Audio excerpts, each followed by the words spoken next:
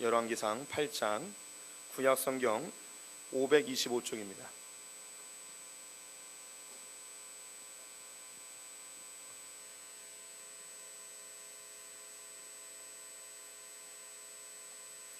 구약성경 525쪽, 열왕기상 8장 27절부터 30절까지 그리고 54절부터 61절까지의 본문을 교독하도록 하겠습니다. 열왕기상 8장 27절부터 읽겠습니다.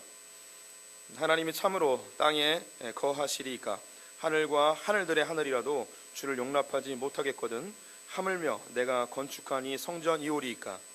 그러나 내 하나님 여호와여, 주의 종의 기도와 간구를 돌아보시며 이 종이 오늘 주 앞에서 부르짖음과 비는 기도를 들으시옵소서. 주께서 전에 말씀하시기를 내 이름이 거기 있으리라 하신 곳 이 성전을 향하여 주의 눈이 주야로 보시오며 주의 종이 이곳을 향하여 비는 기도를 들으시옵소서. 주의 종과 주의 백성 이스라엘이 이곳을 향하여 기도할 때에 주는 그 간구함을 들으시되 주께서 계신 곳 하늘에서 들으시고 들으시사 사하여 주옵소서. 54절입니다. 솔로몬이 무릎을 꿇고 손을 펴서 하늘을 향하여 이 기도와 간구로 여호와께 아뢰기를 마치고 여호와의 제단 앞에서 일어나 서서 큰 소리로 이스라엘의 온 회중을 위하여 축복하며 이르되 여호와를 찬송할지로다. 그가 말씀하신 대로 그의 백성 이스라엘에게 태평을 주셨으니 그 종 모세를 통하여 무릇 말씀하신 그 모든 좋은 약속이 하나도 이루어지지 아니함이 없도다. 우리 하나님 여호와께서 우리 조상들과 함께 계시던 것 같이 우리와 함께 계시옵고 우리를 떠나지 마시오며 버리지 마시옵고 우리의 마음을 주께로 향하여 그의 모든 길로 행하게 하시오며 우리 조상들에게 명령하신 계명과 법도와 율례를 지키게 하시기를 원하오며 여호와 앞에서 내가 간구한 이 말씀이 주야로 우리 하나님 여호와께 가까이 있게 하시옵고 또 주의 종의 일과 주의 백성 이스라엘의 일을 날마다 필요한 대로 돌아보사 이에 세상 만민에게 여호와께서만 하나님이시고 그 외에는 없는 줄을 알게 하시기를 원하노라. 그런즉 너희 마음을 우리 하나님 여호와께 온전히 바쳐 완전하게 하여 오늘과 같이 그의 법도를 행하며 그의 계명을 지킬지어다. 아멘. 하나님의 은혜와 평강이 우리 성도들에게 가득하시기를 축원드립니다. 옆 사람에게 밝은 미소로 인사하겠습니다. 하나님은 당신을 사랑하십니다. 네, 감사합니다. 오늘은 솔로몬과 성전에 대한 네 번째 시간입니다. 솔로몬의 기도와 축복에 대한 내용을 함께 보도록 하겠습니다. 솔로몬은 다윗을 이어 이스라엘의 두 번째 왕이 되었습니다. 그런 젊은 나이에 왕이 되었을 뿐만 아니라 정통 가문에서 태어나지 아니하여서 그를 대적하는 무리들이 많이 있었습니다. 그의 왕권을 안전하게 지키기 위하여 대적하는 사람들을 다 숙청하였고요. 그리고 외교적으로도 안전을 기하기 위해서 애굽의 공주와 결혼을 하게 됩니다. 그리고 종교적으로도 하나님께 잘 보여서 하나님의 보호하심을 받고자 하는 노력이 있었습니다. 그것이 일천번제로 이제 구체화되어지죠. 그러나 하나님께서 솔로몬을 그 어린 나이에도 또 정통 가문이 아님에도 불구하고 왕으로 세우셨던 이유는 그 연약한 자를 통해서 하나님의 나라, 하나님의 성전을 짓기 위함이었습니다. 하나님께서는 그에게 지혜를 구하게 하셨고 하나님 명령하신 성전을 짓기를 명령하십니다. 그는 눈에 보이는 성전에는 집중하였지만 주님이 진정으로 이야기했던 보이지 않는 하나님의 성전, 즉 하나님의 백성, 주님의 통치와 다스림을 받는 하나님의 백성을 세우는 일을 잊고 있었습니다. 나중에는 결국 그 눈에 보이는 성전에만 너무 집중하게 되어지죠. 솔로몬이 성전을 이제 건축하기 시작합니다. 총 7년이 걸리게 되는데 중간 지점에 하나님께서 한번 나타나시죠. 그래서 그에게 충고의 말을 합니다. 네가 성전을 짓는 거 너무 잘하고 있다. 그런데 잊지 말아야 될 것, 이 성전보다도 주의 법도와 율례와 규례를 지키는 것이 더 중요한 것이다라고 이야기하며 그게 한 번 더 점검을 해주게 됩니다. 이렇게 해서 7년 동안 그 긴 세월 동안 정성을 들여서 만들었던 성전이 드디어 완성이 되었고요. 그리고 성전의 핵심이었던 그 법궤를 지성소에 안치하는 순간 하나님의 영광이 구름처럼 성전 가운데 임하게 되어졌습니다. 제사장들은 주님의 위엄 앞에 바짝 엎드려 일할 수 없었고요. 솔로몬은 너무너무 기뻐하였고 또 방백들이 모여서 이 성전 봉헌식을 보기 위해 모였는데 함께 다 기뻐하였습니다. 솔로몬은 큰 목소리로 이곳이 바로 하나님의 성전입니다 라고 선언을 하게 됩니다. 그리고 오늘 나오는 하나님을 향하여서 기도와 그리고 백성을 향하여서 축도를 하게 됩니다. 오늘 다 읽지는 않았는데요, 총 7가지의 기도의 내용들이 담겨져 있습니다. 전쟁이 일어날 때 패하고 돌아와도 용서해달라, 죄를 지면 용서해달라, 기근이 일어나면 비를 달라, 전염병이 일어나면 고쳐달라, 이방인들이 성전을 향하여 기도할 때도 들어달라, 그리고 포로로 끌려가거든 돌아오게 해달라, 이런 내용들이 하나님 앞에 간구를 하게 됩니다. 이것을 하나로 좀 정리하여서 말씀을 드리면 30절 말씀입니다. 30절 말씀 제가 읽어보겠습니다. 주의 종과 주의 백성 이스라엘이 이곳을 향하여 기도할 때에 주는 그 간구함을 들으시되 주께서 계신 곳 하늘에서 들으시고 들으시사 사하여 주옵소서. 솔로몬은 어떤 백성이든지 이 성전을 향하여서 기도를 하게 되어지면 하나님께서 꼭 들어달라고 이야기를 합니다. 주께서 계신 곳 하늘에서 들으시고를 7번 반복하면서 이스라엘 백성들이 성전을 향하여 기도하는 모든 내용들을 들어달라는 이 솔로몬의 소원이 여기에 담겨 있습니다. 이 하나님을 향한 기도와 간구가 맞춰지고 나서 백성들을 향하여 축복을 하게 되는데요, 성경에 나와 있지 않지만 제가 이제 상상을 해보면 하나님께 기도할 때는 성전을 향해서 손을 벌리고 기도한 것 같고요, 백성을 향해서 축복할 때는 몸을 돌려서 백성을 향하여 손을 들고 축복하지 않았을까 생각을 해봅니다. 이 축복의 내용도 한 구절로 한번 정리를 해보겠습니다. 59절과 60절인데요, 여호와 앞에서 내가 간구한 이 말씀이 주야로 우리 하나님 여호와께 가까이 하게 하시옵고 또 주의 종의 일과 주의 백성 이스라엘의 일을 날마다 필요한 대로 돌아보사 이 세상 만민에게 여호와께서만 하나님이시고 그 외에는 없는 줄을 알게 하시기를 원하노라. 솔로몬이 하나님께 기도하고 백성들을 향하여서 축복 기도를 합니다. 그 내용은 하나님께서 나와 이 백성들이 하나님께 간구하면 필요한 것을 돌아보아서 이들을 공급하여 주시고 또 열방 가운데 끊어지지 않는 민족이 되게 해달라는 그런 축복의 내용이 담겨 있습니다. 축복과 기도가 나누어져 있지만 비슷한 내용입니다. 이 성전을 향해서 기도하면 하나님께서 복 주시고 이들을 끊어지지 않는 구원받는 백성으로 만들어 달라는 이야기죠. 솔로몬이 하였던 이 기도가 우리에게도 굉장히 큰 교훈이 되어지고 은혜가 되고 또 도전이 되어집니다. 네, 우리뿐만 아니라 당시에 살고 있었던 이스라엘 백성들은 이 본문의 말씀이 엄청나게 크게 중요한 계명처럼 다가오게 됩니다. 이 말씀은 뭐냐면 이스라엘 백성들은 예루살렘을 향하여서 기도하는 것, 즉 성전을 향하여 기도하는 것을 굉장한 가치로 여겼습니다. 중요한 예로 2가지를 들 수 있는데요, 첫 번째는 솔로몬이 죽은 이후에 이스라엘이 반으로 나뉘게 됩니다. 그래서 북쪽은 이제 북이스라엘, 남쪽은 남유다라고 불려지게 되는데요, 예루살렘이 이 남유다의 위치에 있었습니다. 그래서 북쪽 이스라엘 왕이었던 여로보암이 예루살렘 성전에 가서 기도하고 예배하는 것을 막기 위해서 베델이라는 곳에 금송아지를 만들어 놓고 이것이 너희의 하나님이다, 그리고 이곳에서 예배를 드려라 라고 지도까지 해주게 됩니다. 그만큼 그들의 예배 장소는 예루살렘을 집중하고 있었던 것이죠. 이스라엘 백성들이 바벨론에서 멸망을 하게 되고 바벨론으로 포로로 끌려가게 되어지죠. 그들은 이스라엘이 회복되어지고 구원받을 것에 대한 그런 갈망이 있었고 하나님께 기도하였는데 어떻게 기도하였냐면 예루살렘을 바라보며 기도하였습니다. 그 증거가 다니엘서에 나오고 있습니다. 다니엘이 다리오 왕 때에 그가 제국이 3번 바뀜에도 불구하고 지속적으로 총리가 되어지니까 다리오 왕 때에 그 나라 관리들이 다니엘을 시기하여서 다니엘을 폐위시키고 싶어 했습니다. 그래서 다리오 왕 신상 외에 다른 것을 향하여 기도하는 자는 사자굴에 던지는 조례를 만들었죠. 네, 이 다니엘은 자기의 습관을 쫓아서 자기의 방에 있는 창문을 열어놓고 예루살렘을 향하여 하루에 3번씩 기도하는 것을 보게 되죠. 이것은 다니엘만 그랬던 것이 아니고요, 이스라엘에서 쫓겨난 디아스포라 유대인들은 어느 곳에 있든지 예루살렘을 바라보면서 기도하였습니다. 예루살렘을 향하여 기도하면 기도가 더 잘 들어진다는 생각을 갖고 있었죠. 그런 믿음이 왜 생겼냐면 바로 오늘 이 본문에 솔로몬이 하였던 기도 때문입니다. 성전을 봉헌하면서 이 성전을 향하여 기도하는 기도 소리에 주님께서 응답하여 주시옵소서라고 이야기를 한 것이죠. 이 본문 말씀은 유대인들뿐만 아니라 우리에게도 크게 교훈이 되죠. 그렇다고 우리 성도님들 이것을 적용할 때 우리도 지금 예루살렘을 향하여서 기도하면 좀 은혜가 더 될까요? 좀 응답이 더 잘 될까요? 여기에 동의할 분들은 이제 아무도 없으리라고 생각이 듭니다.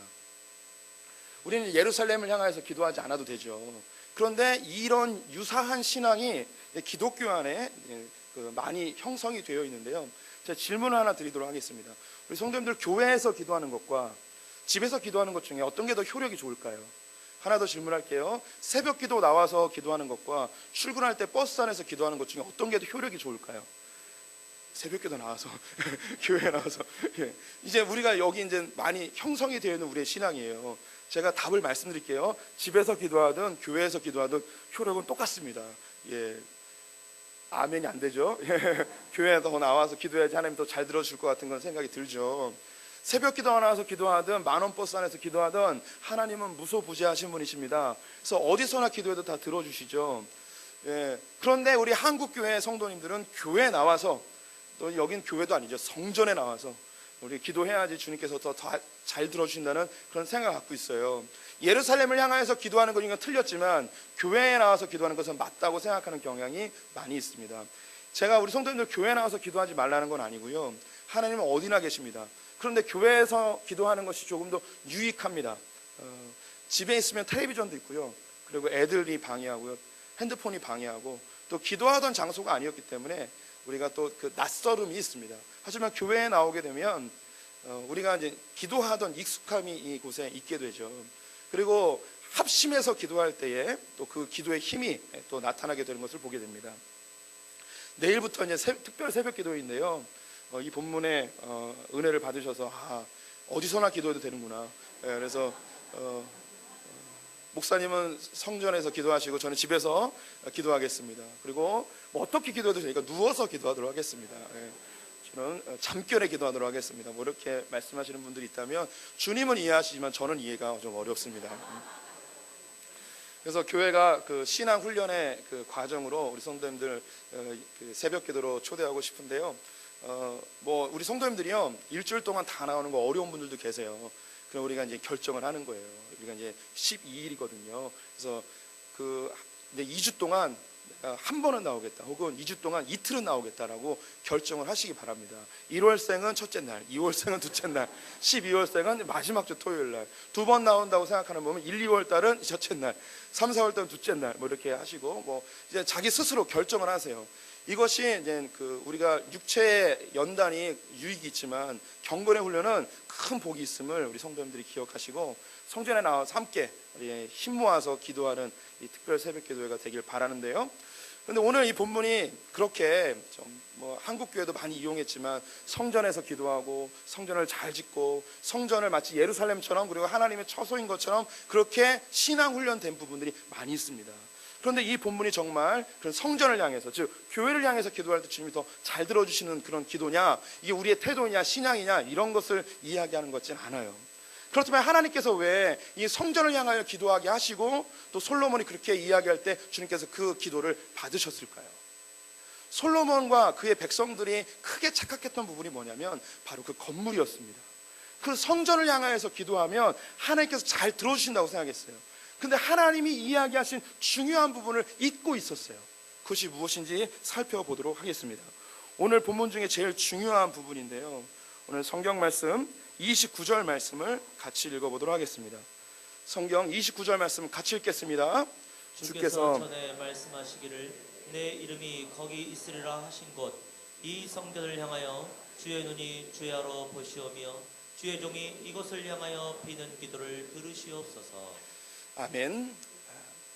하나님께서 그 성전을 향하여 하는 기도가 하나님께 상달되어지는 이유는 그 성전을 향하여서 기도했기 때문이 아니고, 성전이 중요한 것이 아니고 그 성전 안에 있는 무엇 때문입니다. 그것이 뭐냐면 내 이름이라고 불려지는 여호와의 이름이 그 안에 있기 때문에 그게 하나님께서 들으신다는 거예요. 여호와의 이름, 여호와의 이름에 대해서 살펴보겠는데요, 이 여호와의 이름을 이 성전에 두겠다 하는 이야기는 이스라엘 백성들이 출애굽에서 나올 때부터 하나님께서 모세를 통하여 약속하신 부분입니다. 그래서 그 출애굽기, 레위기, 민수기, 신명기를 보면 여호와의 이름을 한 곳에 두겠다라는 이야기가 여러 번 반복되는데요. 한 구절만 보겠습니다. 신명기 14장 23절 말씀이 이렇게 기록하고 있습니다. 내 하나님 여호와 앞 곧 여호와께서 그의 이름을 두시려고 택하신 곳에서 내 곡식과 포도주와 기름의 11조를 먹으며 또 내 소와 양의 처음 난 것을 먹고 내 하나님 여호와 경외하기를 항상 배울 것임이니라. 하나님께서 이스라엘 백성을 향해서 이야기하십니다. 내 이름을 둘 곳을 하나 정할 것이다.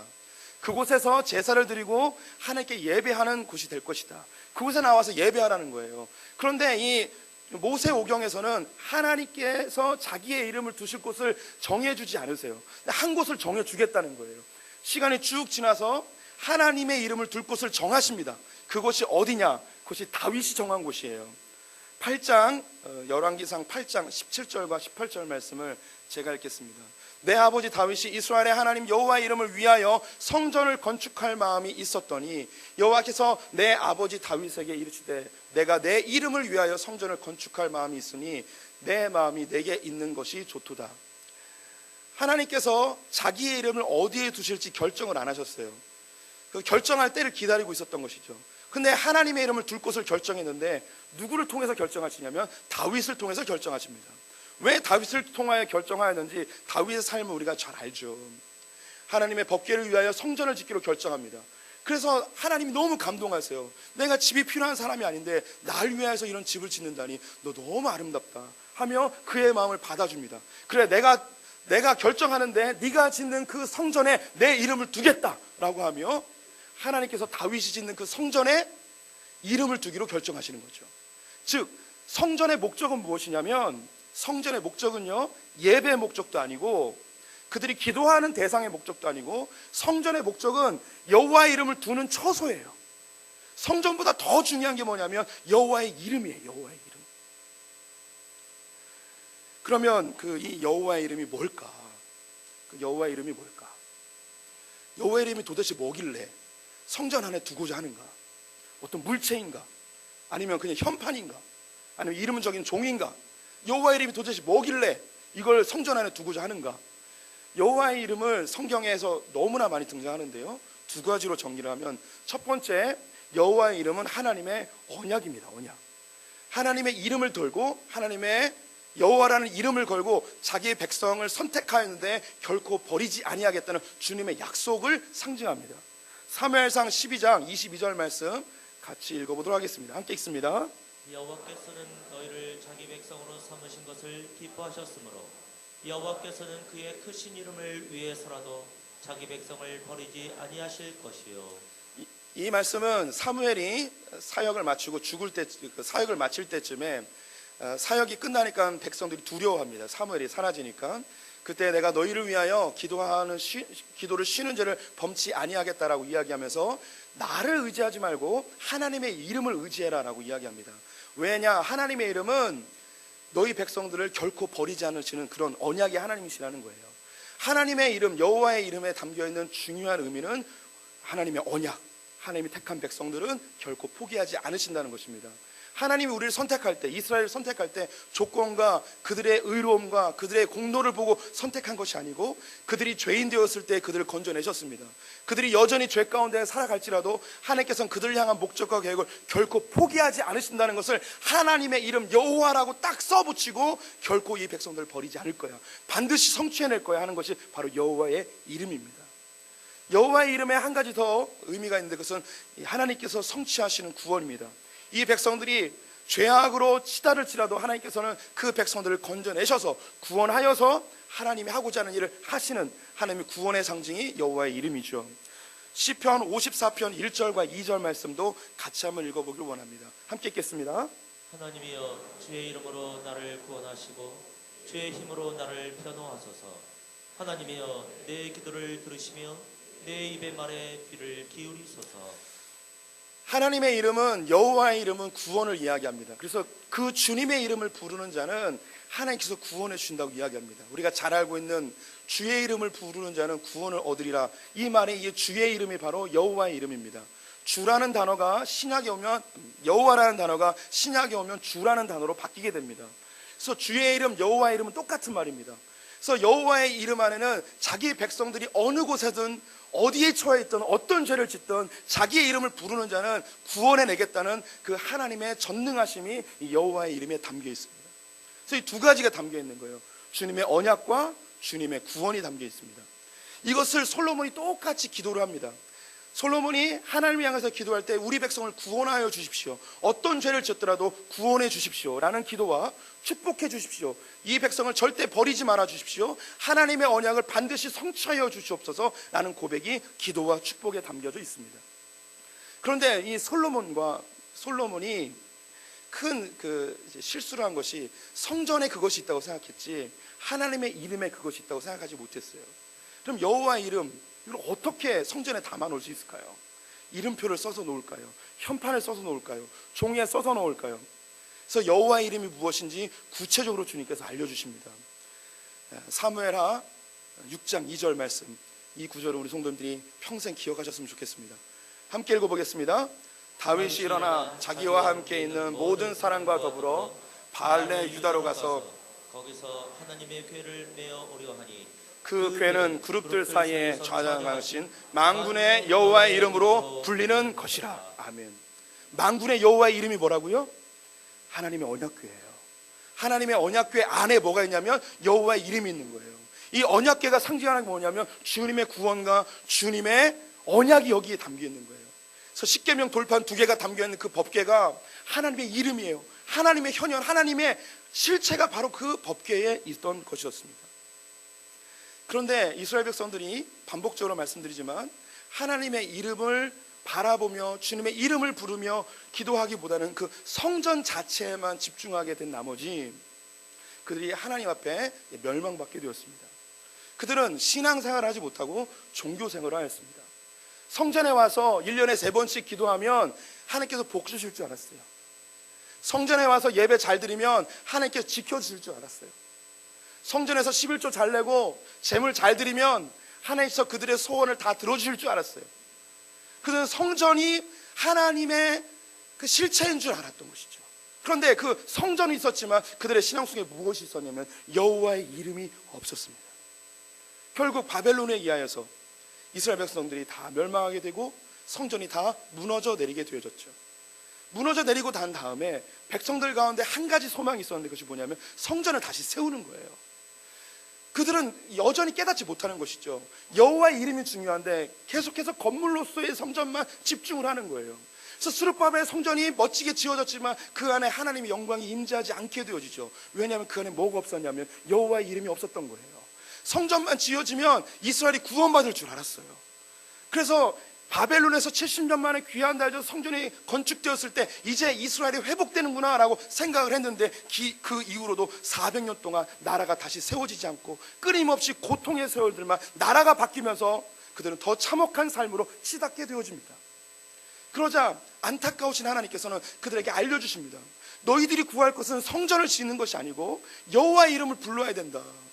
그것을 요엘서에서 알려주고 있습니다. 요엘서 2장 31절과 32절 말씀 성도님들 같이 읽어보겠습니다. 시작.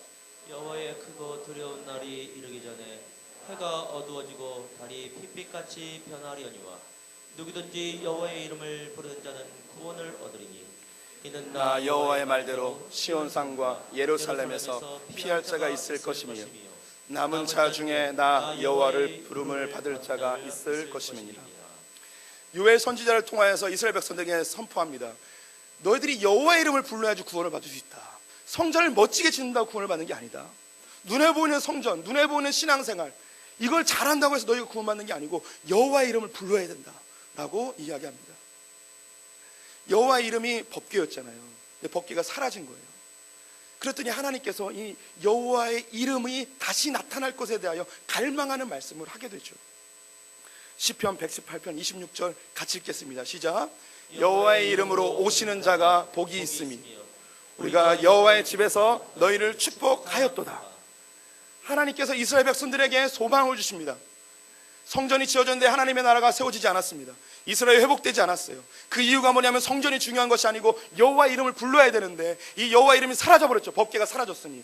그런데 이 여호와의 이름으로 나타난 분이 있다는 거예요. 이분이 성전을 다시 세우고 이스라엘 백성을 회복하고 이스라엘을 구원하겠다는 거죠. 그래서 이스라엘 백성들이 무엇을 갈망하며 기다리느냐? 여호와의 이름으로 오시는 분을 갈망하는 거예요. 그분이 누굴까요? 여호와의 이름으로 오시는 분. 이스라엘 백성들이 그분을 발견하였습니다. 그러자 종려나무가지를 들고 호산나 호산나 다윗의 자손이여 여호와의 이름으로 오시는 자여 주의 이름으로 오시는 자여 찬송할지로다 호산나 호산나 외치게 되어지죠. 말씀이 육시 되신 오신 그분, 여호와의 이름으로 오시는 그분, 하나님의 이름으로 오신 그분, 바로 예수 그리스도. 그분이 성전의 실체였습니다. 하나님의 이름의 실체였던 거죠. 그래서 이분의 이름을 부르는 자, 로마서 10장에 나오죠. 주의 이름을 부르는 자는 구원을 얻으리라. 천하 만민의 구원받을 만한 이름을 예수 외에는 주지 아니하셨다. 여호와의 이름을 구약에서부터 하나님께서 준비해 놓으셨어요. 이 준비되어진 그 이름이 드디어 2000년 전에 예루살렘에서 예수 그리스도의 이름으로 실제가 나타나게 되어졌습니다. 그 이름을 부르는 자는 구원을 받게 되어지는 것이죠. 우리 신앙생활에서 가장 중요한 거, 다 잃어버려도 잊지 말아야 될 것, 예수 그리스도, 그분의 이름, 그분의 이름을 부르는 자는 구원을 얻게 되는 거예요. 그분 안에서 우리가 회복되어지고 주님이 한 사람 한 사람을 향한 목적과 계획들이 완성되어지고 우리가 죄악의 길로 갈지라도 실패할지라도 낭망하여 쓰러질지라도 주님께서는 결코 그 언약을 버리지 아니하시고 이방인일지라도 주의 이름을 부르기만 하면, 여호와의 이름을 부르기만 하면, 예수 이름을 부르기만 하면 어디든지 추적해 가셔서 그 이름을 부르는 자, 여호와의 이름을 걸고 반드시 구출해 내셔서 하나님 백성으로 완성해 가시는 주님의 열심이 이 여호와의 이름 예수 그리스도 안에 담겨져 있습니다. 이스라엘 백성들이 성전을 향하여서 기도하였는데 그 중심에 있는 여호와의 이름을 잊어버리고 있었어요. 우리도 신앙생활 할 때에 하나님이 나를 구원하시고 나의 복 주시고 나의 기도에 응답하실 것이라는 생각이 어디에 있냐면 이 성전, 즉 내가 봉사 많이 하고 헌신 많이 하고 교회 잘 출석하고 내가 주님에서 뭔가 열심으로 뭘 하면 하나님께서 내 소원도 들어주시고 나에게 축복하시고 언약을 이루어 주실 것이라는 이스라엘 백성들이 생각했던 그 똑같은 외형적인 성전에 집중한 나머지 진짜 중요했던 여호와의 이름을 잊어버리게 되죠. 하나님께서 성전을 향하여 기도하는 그 백성들의 음성을 들으시는 이유는 성전을 향하여 기도할 때 여호와의 이름을 통하여 하나님께 상달되어지기 때문입니다. 이 이야기를 똑같이 예수님이 하세요. 우리가 잘 아는 구절입니다. 요한복음 14장 말씀 같이 읽어보도록 하겠습니다. 너희가 내 이름으로 무엇을 구하든지 내가 행하리니 이는 아버지로 하여금 아들로 말미암아 영광을 받으시게 하려 함이라.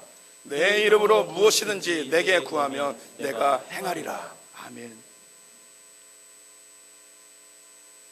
우리는 예수 그리스도의 이름으로 기도하는 겁니다. 우리의 신앙의 공로나 우리의 열심이나 우리의 최선이나 우리의 의로움으로 주님께 나가서 기도해서 주님이 응답하시는 게 아니에요. 주님 보실 때 여기 계신 분들은 도찐 개찐이에요. 거기서 거기에요. 도토리 키재기예요.